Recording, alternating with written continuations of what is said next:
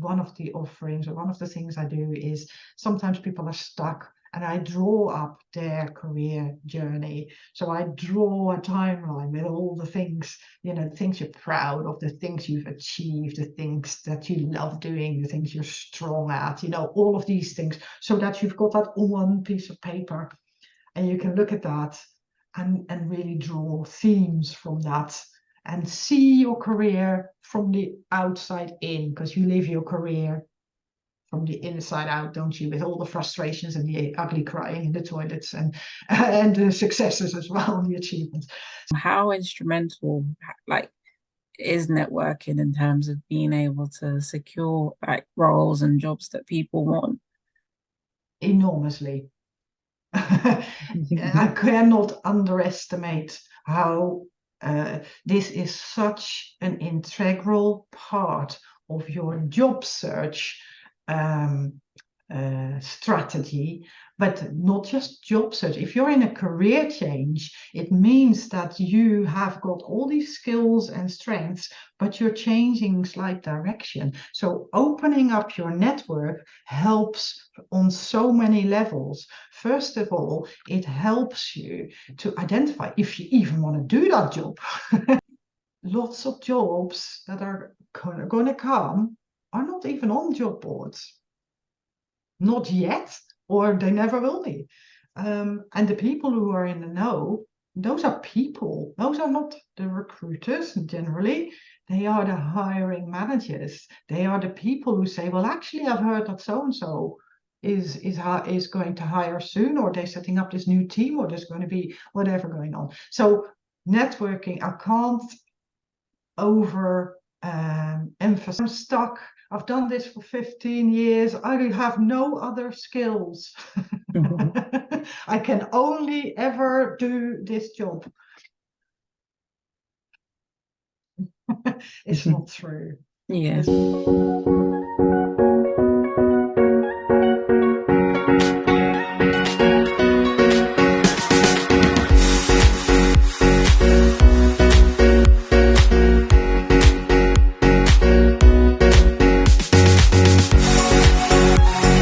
Hello and welcome to Career Spotlight with Vanessa Ajamai.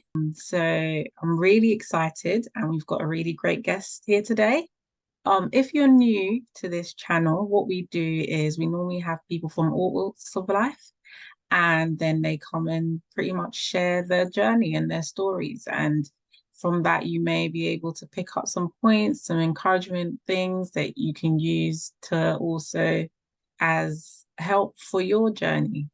So yeah, today, the guest that I have is a career coach, and she is called Tineke Thomas. Hi, Vanessa. Nice to be here. Thank you for the opportunity. Yeah. So Tineke, thank you so much for agreeing to come and share your career journey story. Yeah, thank you. And it's really nice to be here. So thank you. Okay. So we'll go straight into it. And if you can start off by just telling us exactly like what you do now. Yeah. So as you said, I'm a career coach. I help women make career transitions, really. So a career change coach, if you want. I help women, especially women in the middle of their careers, to get clear on what they want in their careers, and to then take real steps to make that a reality. That is sort of the short version. The longer version is that, when you come to sort of 35, 40, 45, you come to a stage in your career where you think, is this it? Because, you've just done 20 years and now you need to do another 20 years. And you think, oh my gosh, if I have to do that for another 20 years, there must be more out there for me. And what I often find is that my clients are also multi-passionate. So they do one thing when they're in the office, but then they've got a multitude of other things they're interested in, and they have to leave all of that outside of the door when they come in. So I also run a community which I have called Pick and Mix, which is basically a community of creative and multi-passionate women who have got multiple interests and want to know more about what other people do. And the community gives an opportunity to really connect with each other and talk more about, you know, the wide world out there. So yeah, that's the long version. Great, thank you so much. So what kind of inspired you to get into this line of work? Yeah, it's funny that it's a little bit linked with my career change journey. Not a little bit, it is entirely linked with my career change journey, Yeah. because I used to work as a business change manager. So I used to work in projects. Mm, I did that for over 13 years. And projects, the good thing about projects is they are most of the time no longer than a year or 18 months or 2 years. And every time you start a new project and the whole roller coaster starts all over again, which kept me in change management for much longer than if it had been, you know, just continuous. Because what I found was that I was not happy. I felt it was very stressful. I just found that, you know, you can move projects, you can start new projects, you can move companies, you can move industries even. But in the end, you end up in the same place being unhappy. So I went on a long, protracted journey of finding out who I was, what I wanted, what I was good at, what I loved doing, what I didn't get to do in the job, and what I really wanted to do. All of that good stuff. I started talking to people. I started reading books about change management. I've read literally every book there is about change management. In the meantime, I got made redundant, and then I almost got made redundant again. And at mm, that point, I decided, okay, I need to do something else. So I started working as a contractor change manager, allowing myself a bit more flexibility. And that was the part of my transition plan. I retrained as a coach at that point, not even with the view of starting a business, but because it was logical for me to do coaching. But as I went on, I just thought two things. One is I love coaching. I love helping people and to help people transform their lives. And secondly, I have learned so much about my career change journey. I did that for 4 years. It took me from beginning to end. I've mm, learned so much, and I can help others too. So that's what I did. And for me, it is all about happiness at work. I believe that if you are happy doing what you're doing, if you love doing what you're doing your best work. And you spend so much time at work. You know, you spend 8 hours, 9 hours at work, and then 2 hours getting there and 2 hours getting back. It takes a lot of time, so you better be happy. mm, So I mm, so I learned a lot about positive psychology and about happiness and how happiness is a choice. And all of that I've rolled up into into my coaching. That is what inspired me, because I saw other people in that same position. If I was there being stuck, taking 4 years to make that journey, my clients now take that journey in 3 to 6 months. What a mm. time saver that is. Yeah. So yeah, that is the long story. Again, it's that is what inspired me to become a career coach and doing what I'm doing now. Sure. You mentioned that obviously, like, in a normal kind of 9 to 5 setting, you spend a lot of hours. Would Hmm. you say that you spend about the same hours in what you do now? Yes, but in a totally different mindset. Mm, Um, Running your own business um, is such a creative job. The point when you run your own business is no longer are you making the hours? Well, yes, it is that, because every now and again you have to rein yourself back, but you love doing it. It's as if, I felt at one point stuck in my career, and there was no creativity, there were no new ideas. And since I've started this, gosh, there's no end to it. There is constantly new ideas, new customers, new people to work with, new things that I can offer, and yeah, so I have to rein myself back. It becomes part of your life, and that's different. Yeah. So you have a career coaching program. Yeah. What is that all about, and what does that kind of help your clients to achieve? Yeah. So my Career Freedom Program is my flagship coaching program, which effectively has all my learning, over those 4 years of going through my own career change, everything I learned from the books and the TED Talks and everything else. It condenses all of that in my Career Freedom Program. My Career Freedom Program starts at the point where you're unhappy, where you're restless, when you're frustrated at work and you feel stuck.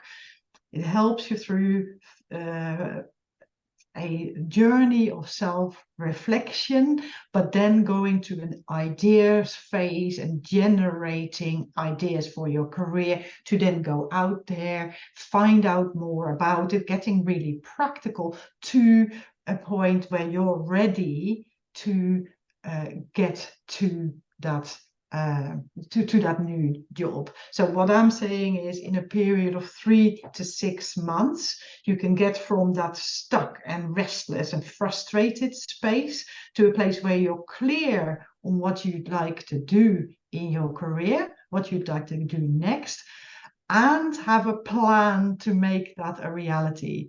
So often my customers come away with a short term, a medium term, and a longer term plan, so that yes, they can. Some people start their own businesses, which I would say is medium term. Some people just need a job, and that is their short-term plan. And then some people have these dreams of setting up their own charities, writing a book, moving abroad, things that are much longer term. So that goes into the long-term plan. Sure. Hmm. So would you be able to provide an example of maybe a client that's had like a challenge within a career change? And I guess how you kind of help them navigate their way. Yeah. So I had a client who came to me during lockdown, well, one of the lockdowns, and she had been out of a job for a while. She had, became less and less confident. She was sending her CV left, right, and center, and that landed nowhere. So very, very unfocused in her career search, getting more and more frustrated, more and more uncertain of herself. What we did is we went through my Career Freedom Program. So that helped her to become really, really clear on what was in her way. That was, that's sort of step one. What was in her way? What were the things that were stopping her from becoming focused? In step two, we worked on, what are your strengths? Because sometimes we're so focused on what are our weaknesses, what do we need to get better in. But actually, if we could do our work really easily, if we could focus on what our strengths are. Anyway, so that's what we worked on her values, what was important to her. We worked on, in step three, we worked on her vision. So, what is the environment that you want to do your work in? Who do you see working around you? Who do you want to work with? What kind of companies? Step four was then all about generating ideas, and that can range from, oh, I want to start my own business, to, well, no, actually, these are the companies I'd like to work for. So she became quite clear that there were two things.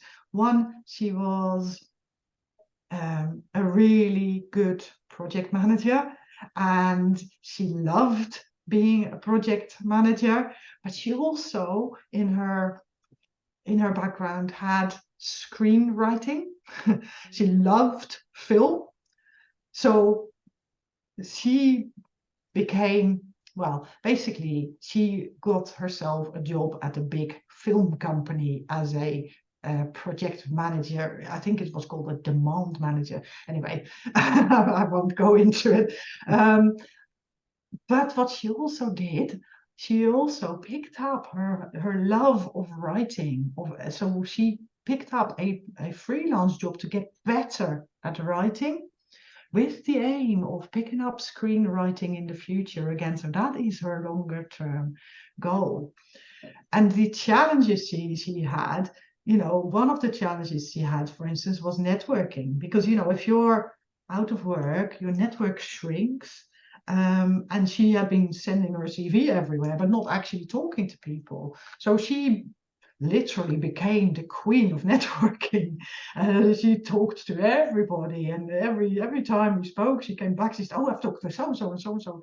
You know, she literally became the queen of networking once she got over that fear, and once she started taking the first little steps, knowing what her strengths were and knowing what she wanted. Um, Talking about networking, how, with your experience and your clients, how instrumental, like, is networking in terms of being able to secure like roles and jobs that people want? Enormously. I cannot underestimate how this is such an integral part of your job search strategy, but not just job search. If you're in a career change, it means that you have got all these skills and strengths, but you're changing slight direction. So opening up your network helps on so many levels. First of all, it helps you to identify if you even want to do that job, because there might be jobs that look shiny and sparkly from the outside, but when you find out what it actually means on a day-to-day basis, might not be as appealing anymore, and you only find that out through networking. And networking for your job search, once you know what it is that you want to do, networking, I mean, some career coaches say, oh, it's 80% of your strategy. I don't know the numbers and I'm not going there. But as far as I'm concerned, sending off your CV, well, we've all read the horror stories about CVs not landing anywhere. And recruiters never calling you back, and you feeling as if you're talking to no one. Also, lots of jobs that are going to come are not even on job boards. Not yet, or they never will be. And the people who are in the know, those are people. Those are not the recruiters generally. They are the hiring managers. They are the people who say, well, actually, I've heard that so-and-so is going to hire soon, or they're setting up this new team, or there's going to be whatever going on. So networking, I can't over emphasize it enough, is a really, really important part of career change and of job searching. Yeah, I definitely, because I remember even being in a role once, because I couldn't believe it, that there was no job ad for the role, and somebody just brought someone that they worked with in a previous job and essentially hired them. So yes, absolutely. And my clients, as I said, the story I just told, and other examples as well, they get their jobs through networking. Yeah. So I'm not saying don't ever apply for a job again, because that's nonsense. But it should be both. Yeah. And especially in career change, I think it is important that you become adept at networking. Sure. So in one of your LinkedIn posts, you discussed the importance of defining one's career on their own terms. Could you share more about like how you've personally defined your own path and values? Yeah. So as part of that career change journey that I just described earlier, values is a really, really important part, because every time you're in the office and you get frustrated, 9 times out of 10 that is because one of your values are being crushed, because people are trampling all over your little values garden, if you want. But if you're not aware of it, I mean, values for me was always about, the big poster in the hall that no one looks at. But values are really important because they don't change that much, and they are the guidelines for your life. So my values were actually, once I started properly thinking about it, quite clear. My values were always about equality and justice. I feel very, very, very, very strongly about that. In the very beginning of my career, well, before I studied law, believe it or not. So I've got a law degree in a grey past, because my sense of justice and equality is so strong. I didn't end up there. I used it for 10 years and then I did something else. So yeah, equality and justice is really strong for me. Respect is another one. Respect for people, that is also deep. I think that's part of, people. There's for me, that is sort of a no-brainer. Every person deserves respect. So yeah, so those are my values. So for defining my career path, let me say, defining your career path to me is a creative process. And the reason I'm saying that is because if you could think your way to a career change, wouldn't you already have done it? Your logical brain is very good at coming up with step-by-step plans to get to a certain place. But at one point, what I had was on a piece of paper, a number of bubbles, equality and women, because that's, when it comes to equality, my passion is women's equality. So I had women, I had happiness, I had change for obvious reasons, I had art, because I love drawing and painting, and I had books. Make sense of that. So the way I started looking at it, no wonder I felt stuck in a corporate role, because there was no job that was going to contain all that. So the way I started looking at careers is, it's like a path with stepping stones. And these things were on my path. And certain things, there were things on my path, like I just said, and then there are things that are definitely not on my path. I mean, my uncle came to sit next to me, sat next to me at a birthday party and said to me, "Did I not want to become a quality assessor or something like that?" No. So I had these bubbles, and I was in change management, so I already did change. I wanted to do something with women and equality. I found coaching, and that therefore made sense. I started to become I started to train as a coach. I did career coaching, career change coaching, because that's what I did. Books come into it because I just read lots of books and I tell you all about it.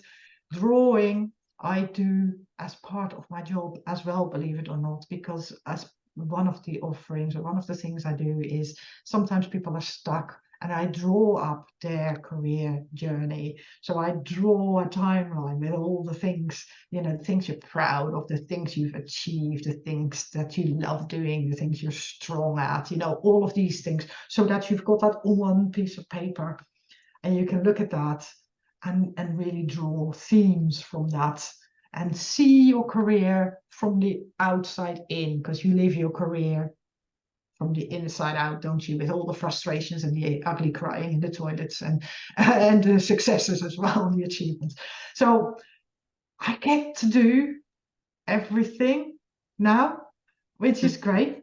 What was the question again? How have I personally defined my career path? So that's how I did it, because to me, you know, those bubbles was my creative process. I make a drawing, and then that starts making sense, and that became my career path.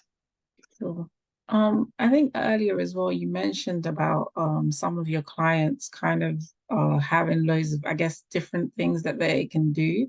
Mm. When someone's kind of in that boat whereby I guess they almost like jack of many trades, Mhm. how do you kind of help them focus? Or do you Um, by the latter and uh encourage them to well, there is many different ways to skin a cat. um, you know, lots of people, I mean, obviously people come to me and they've already had a career. They've done 10, 15, 20 years. They say they've been in marketing, for instance. Um, so people often, or women often want more flexibility. So sometimes it becomes a tweak. And instead of working as an employee 5 days a week as a marketing specialist, they set themselves up as a consultant after 20 years and do 3 days a week, and then 1 day a week they do something else, and another day they do something else again. So Mm, that becomes a portfolio career. I love portfolio careers mm, because you get to do everything you want to do. mm, Sometimes, like me, I'm the prime example of someone who's been able to create a business in which I get to do pretty much everything. And that is, of course, the beauty of creating your own business, because you can make it the way you want to. But sometimes, sometimes people create careers where they have two things alongside each other that have nothing to do with each other. So 2 days they do this, 3 days they do that. So there is many ways in which you can organize a career. sure. If someone's watching and maybe they're thinking, oh, I feel like I might want to look into coaching, Hmm. um, what are some of like the skills and qualities do you think would be key to go into something like that? You have to have a real interest in people, um, wanting to understand what makes them tick, wanting to create a safe space for them where they talk, where they think, and for you to help them move on. So for you to listen, and for you to have a real interest and empathy as well, for you to be able to step into someone's shoes and feel what they're feeling, almost, whilst still being detached, because it's not you who's going through that, but so that you understand what someone's motivations are. I think if you wanted to become a full-blown coach and have your own coaching business, the other side of things is how to run a business. Coaches, when you become a coach and you retrain as a coach, for me that was really important, because you can all say that you do coaching, but until you've actually trained as a coach, I don't think you do.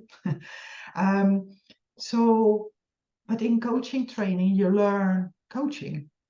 You don't learn how to set up your business, and how to run your business, and how to market your business, and how to do sales conversations, and how to do taxes, and how to, all of that you don't learn in coaching school, which is fine because it's coaching school. So there's literally two parts to it. One, learn to become a good coach, have the skills, listening, empathy, all of that, and then the business building part of it.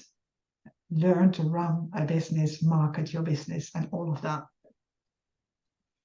Sure. What about some form of industry knowledge or something like that, like or experience? Do you think that would be needed or not necessarily? Yeah, it's interesting that when I went to coaching school, Yeah. the tutors there said, after 3 coaching sessions, everything becomes life coaching.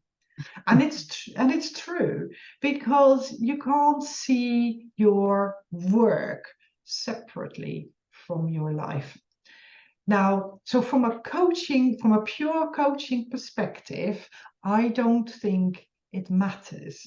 Okay. However, um, if you were, for instance, an executive coach and you work with business leaders and they start talking about KPIs, it'd be handy if you knew what they were talking about. Mm, Um, so that you understand the challenges that they're up against.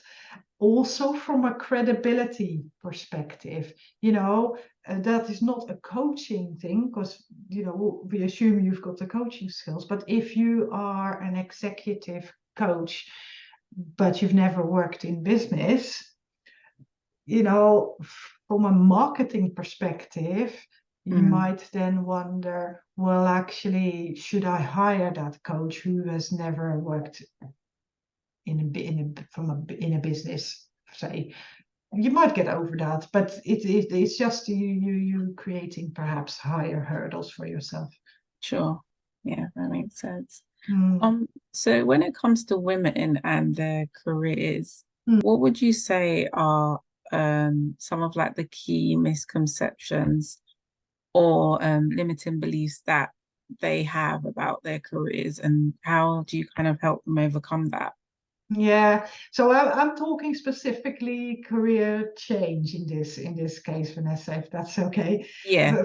Yeah, so for me, when I speak to women, one of the first things they say is confidence. As like a throwaway remark, they say, "Oh, and of course I'm not confident either." Um, I have quite strong beliefs about confidence, and I believe that confidence comes from taking action effectively. Uh, Whilst people have a tendency to wait until it sort of lands in your lap. Yeah. Um, you know, I also think that when we talk confidence, we need to be very specific about what we mean. Because is it a matter of, oh, I've never changed careers before, so I don't know how to do it, which is, of course, you're not confident, you've never done it before. Mm, Or as some of the people I talk to say, oh, I've got imposter syndrome. mm, That's also one that's often being bandied about. But imposter syndrome is when you can do stuff, but for some reason you believe you can't. So what proven already that you can do things, but you're not. Somehow your feelings are different about that. So we need to be very specific about confidence, and that's what we do in the first sessions, is to really get under the skin of that sort of beliefs. Now, some of the things that clients come to me with as well, if I have the top 3, if you want, of barriers, as I call them: mm, money. Oh, I have to start at the very beginning. I'm going to go back to the beginning of my career. I'm going to take a major pay cut when I start my new career. If I ever heard a limiting belief. And that is before they actually consider what it is that they want to do. So they don't know. mm, They don't know if that's true or not. They just say, "Oh yeah, no, I've got to start at the beginning." So again, we get under the skin. I say, when it comes to money, we talk about it twice: in the beginning, to uncover some of these limiting beliefs and to hold them against the light and say, is that actually true? And what if this wasn't true, but also at the end of the coaching program, because only once you know what you want to do can you start thinking about money, because then you know what you're roughly going to earn, and that means that you can then look with dry eyes at your budget and say, this is what is going to come in, this is what is going to go out, and budget for that. So money is a big one. A lack of ideas. Oh, I'm stuck. I've done this for 15 years. I have no other skills. I can only ever do this job. It's not true.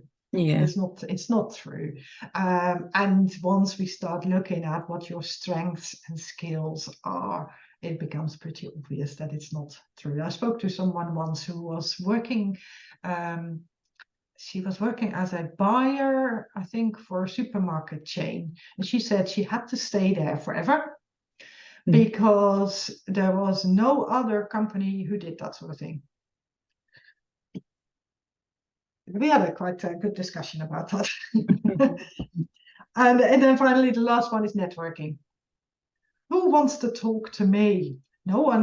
They don't want to talk to me. They won't even respond to me. And if they don't respond to me, that's because I'm very boring, or I've got nothing to offer, or, again, generally not true, we find, especially once they start taking little steps outside of their comfort zone, contacting people first in their network, then a little bit outside their network, and so on and so on. And it snowballs. They grow in confidence. They become the queen of networking. So yeah, those are the types of things that are most often holding people back. Sure. How do you get people who've never really done networking to get started? Small. Yeah, I mean, sometimes it is easiest to start with your direct network, your family, your friends, the people you might be connected to on social media, your Facebook friends, your LinkedIn connections, your colleagues, your former boss. That's where we start because you already know them. And then it becomes a question of, look, this is what I'm exploring. I'd love to understand more about X industry or Y profession. I saw you're connected to so and so on LinkedIn. I would love to have a conversation with him or her. Could you introduce me? And that is your next step. So, and even people who network regularly, sometimes that's the easiest step, to start there and then sort of snowball outside of your comfort zone. Sure. So with your work, what kind of legacy or impact do you hope to leave? So I want women to feel free and happy at work. I believe that if you use your strengths for something that is important to you, where you do meaningful work, that you do your best work, that's what I want. I talked earlier a little bit about people with multiple interests and people who are multi-passionate. It probably extends a little bit beyond just work as well, even though you spend lots of time at work. Sometimes when we do the little circles, the bubbles, as I said, certain things will stay hobbies. Certain things become little creative side hustles. Some things become full-blown businesses. I want you to lead a life where you're happy, where you're doing your best work, where you help people, where you make an impact, where you're make a difference. That's what women who come to me want. They want to make a difference, and that's what I want to do. I mean, and secretly, apart from world domination, I'd like the world of work to change. And I know I can't do that on my own, but I'm doing a little bit. I'd like it to be more flexible because that will allow women, especially, but also people with a disability or specific needs, for them to be able to work, to have an opportunity to work and make life and work work, Mm. and to create an even playing field so that men and women and the best, that we get the best out of men and women, and that women have the same leadership opportunities as men do. So that's my secret agenda. Sure. If someone wants to talk to you, or feels like maybe they need a career coach, Yeah. what's the best way that they can get in contact with you? Okay, so I sort of live on LinkedIn. Okay. So come and find me on LinkedIn. Okay. If you Google my name, Tineke Thomas, or look for tinekethomascoaching.com, that is my website. If you want to join a community of creative and multi-passionate women and get easy networking opportunities with women in all sorts of industries and have a bit of fun, and connection, then come and join Pick and Mix. And this is a bit more difficult pick and mix. If you Google Pick and Mix Multi-Passionate, you will find the community, or you will find it on my LinkedIn profile as well. Come and join us because it is good fun, and it is, yeah, as I say, creative, supportive, and just great to be around other women, other like-minded women. Great. That's pretty much all I have. Is there Perfect. anything that I've left out? Uh, No, I think we covered it all, Vanessa. It's been really nice talking about my journey and about what I feel passionate about. sure, and great. Thank you so much for your time. You're welcome. You're welcome.